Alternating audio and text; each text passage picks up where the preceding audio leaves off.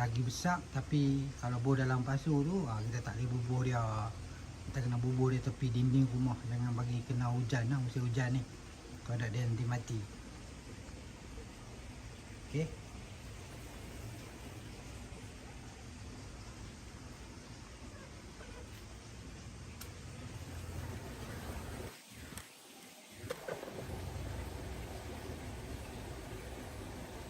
So kalau kita nak ubah pokok ke tanah ke, okey, ataupun kita nak gembok tanah dalam pasu ke, ya kita kalau boleh beli benda ni lah.